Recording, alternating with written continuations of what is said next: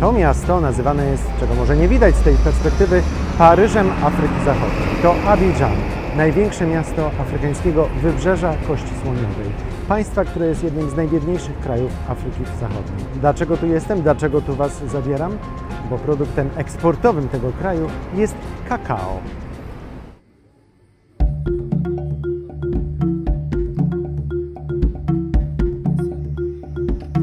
Nie ma dobrej czekolady bez kakao, bo to właśnie ziarna kakaowca są najważniejszym składnikiem uwielbianej przez miliony ludzi na całym świecie czekolady.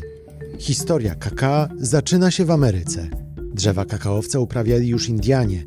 Dzisiaj, by zobaczyć takie drzewa, trzeba pojechać w okolice równika, na przykład do Brazylii czy Peru, ale przede wszystkim do Afryki Zachodniej, do Nigerii, Kamerunu, Gany i do wybrzeża Kości Słoniowej. Ten ostatni kraj to potentat kakao. Produkuje prawie połowę kakao na świecie.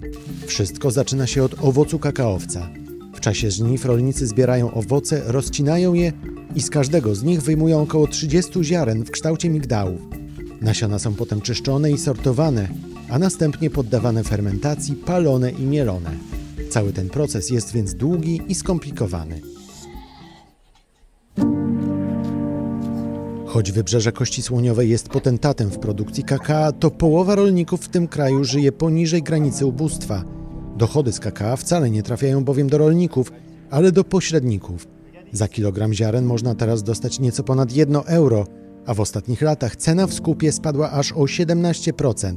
Sprawa była zresztą jednym z głównych tematów ostatniej kampanii wyborczej.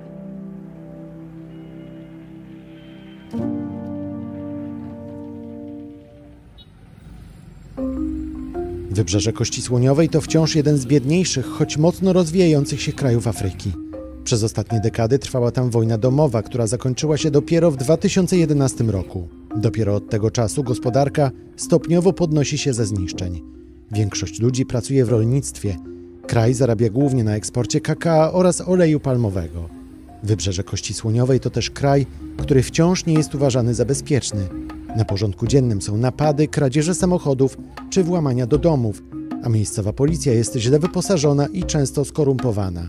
Obcokrajowcom zaleca się schowanie drogiej biżuterii czy zegarków i ostrożność przy wypłacaniu pieniędzy z bankomatów. Podkreślmy jednak, że bezpieczeństwo w kraju systematycznie poprawia się od zakończenia wojny w 2011 roku. A jeśli chcecie zobaczyć więcej takich nieoczywistych miejsc, do których przewodniki turystyczne raczej Was nie zabiorą, to subskrybujcie kanał podcastu Świat na YouTube. Mamy więcej filmów z takich nieoczywistych miejsc.